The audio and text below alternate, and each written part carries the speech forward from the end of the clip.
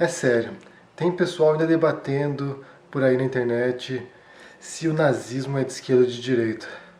Fala sério, né? Fala sério. É realmente impressionante perceber o clima de polarização do Brasil, que cada vez se acentua mais. Em vez de tentar reconciliar as diferenças e tentar encontrar um debate, um solo comum para poder conversar, cada vez as pessoas estão mais divididas e em vários aspectos, em vários sentidos. Inclusive as pessoas confundem o que elas dizem, elas, sabe, misturam tudo. E o que eu percebo às vezes é até que analistas políticos, bem, vamos botar analistas entre aspas, porque são analistas que ou não entendem o que estão falando, ou estão deliberadamente tentando confundir as pessoas, quando se trata dessa divisão entre esquerda e direita, que é uma divisão obsoleta, é uma divisão que não esclarece as coisas e que simplifica a realidade. Na verdade, quando você quer criar uma legião de seguidores, quer criar uma legião de zumbis que repetem as coisas sem refletir, a maneira mais fácil de fazer isso é simplificar, é reduzir algo complexo em algo simples que possa ser compreendido pelas pessoas. Na verdade, tudo é muito mais diluído, tudo muito mais fluido e exige muito estudo e muita flexibilidade nos conceitos. A noção de esquerda e direita é uma dessas coisas.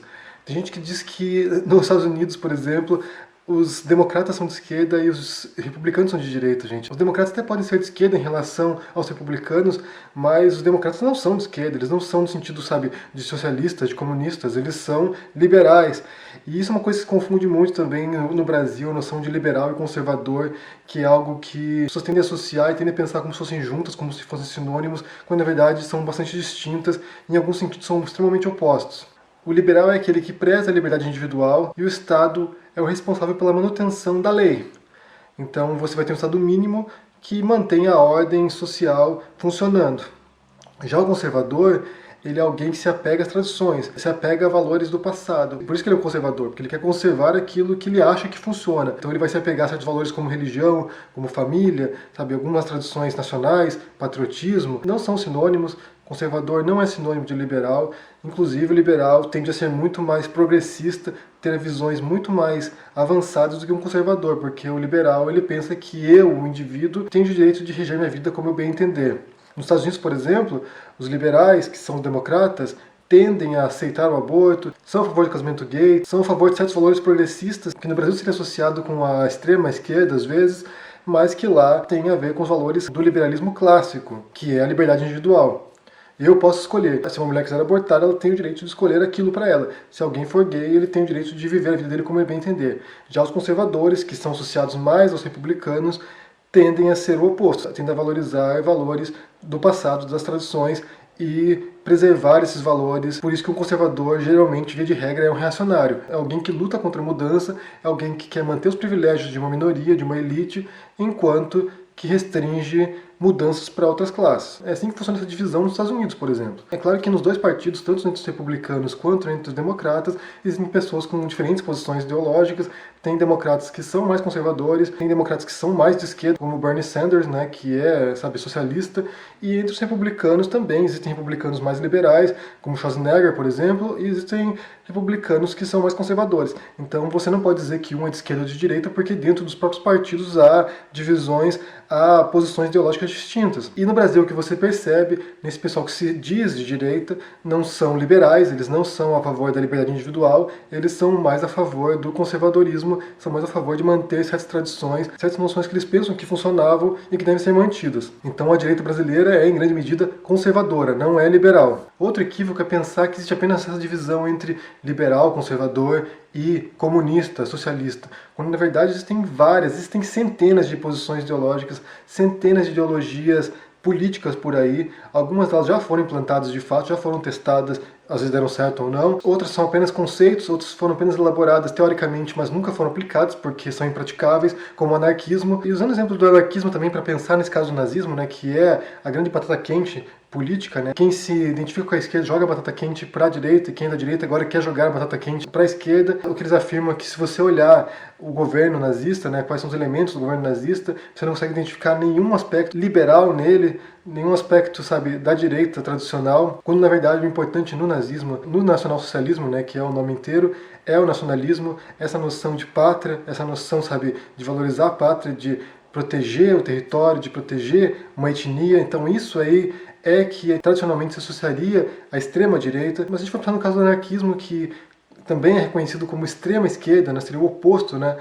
O anarquismo ele tem alguns elementos de esquerda, de socialização dos meios de produção, mas na verdade o anarquismo ele é o oposto do que vocês pensam como comunismo, por exemplo. O comunismo você pensa num Estado grande, né, um Estado que domina tudo, que domina os meios de produção, mas o anarquismo é a ausência de governo, é o governo mínimo, o governo inexistente, na verdade. Então, se você for pensar no anarquismo como extrema esquerda, ele possui elementos que também não podem ser associados ao que se pensa da esquerda, que é o Estado mínimo, é um Estado inexistente. E, por outro lado, existe também o anarquismo de direita, que seria na linha da Ayn Rand, que seria o anarcocapitalismo, né, que seria a falta de governo, mas regida pelas leis de mercado, seria o liberalismo seu extremo, quando não há nenhum tipo de coerção estatal e as pessoas podem agir livremente de acordo com as regras do mercado. Ou seja, o anarquismo, que seria de extrema esquerda, também pode ser de extrema direita. Todas essas posições ideológicas elas possuem elementos contraditórios às vezes, algumas delas se apropriam de elementos que são mais liberais, outros que são mais conservadoras, outros que são mais de doutrinas comunistas. Então, a realidade é muito mais complexa do que essa divisão simplória, dicotômica entre esquerda e direita, quando na verdade há uma multiplicidade de ideologias, há uma multiplicidade de posições ideológicas, políticas, que possuem elementos diferentes. Às vezes pode ter uma posição ideológica, política, que defende o aborto, mas é contra o casamento gay, sabe? Então você pode ter diferentes contradições, às vezes, mas é assim que nós seres humanos somos.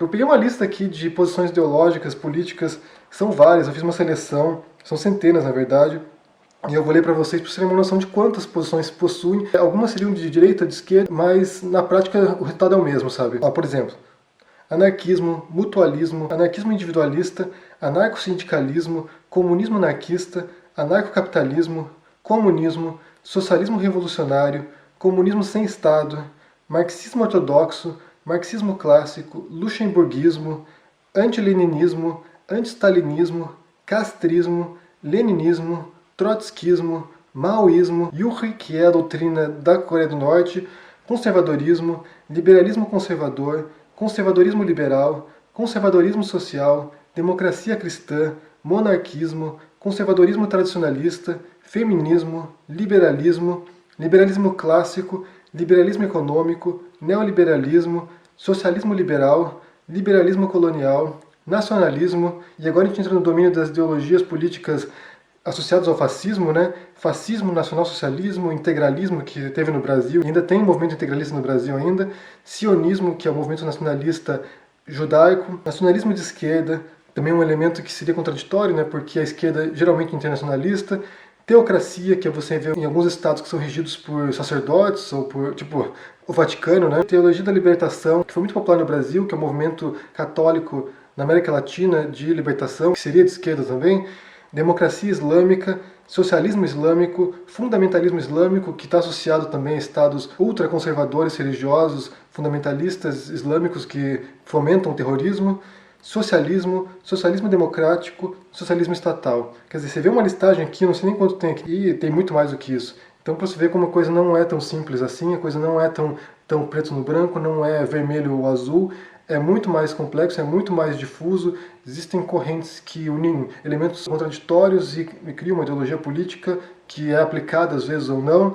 Ou seja, realmente se você se interessa por isso, se você se interessa por esse tipo de ideologia política, se interessa por esse tipo de assunto, se você se identifica como liberal, como conservador ou como alguma outra ideologia política, é importante que você entenda, é importante que você estude, sabe, compreenda as diferenças, sabe o que você está defendendo, porque às vezes a pessoa se identifica como liberal e ela é, na verdade, conservadora. Então eu acho que você tem que compreender o que está dizendo, para não falar besteira e não fazer um papel de tolo na internet. Isso também é um conselho que vai para certos analistas políticos, né, que estão falando aí um monte de besteira, que, sabe, pensam que a coisa é tão simples assim, quando na verdade não é simples. É bem complexo, exige muito tempo de estudo para poder distinguir essas coisas. Então você tem que olhar, procurar, pesquisar e saber distinguir essas coisas. Eu quero saber o que você pensa sobre isso, com quem você se identifica aí, se você tem uma noção do que você é, se você se acha conservador, se você acha liberal, se você se acha, sabe, social-democrata, o que você acha que você é aí. Deixa embaixo no comentário, deixa o joinha se gostou desse vídeo, assina o canal se não ainda e se vê por aí. Abraço e até mais. Tchau!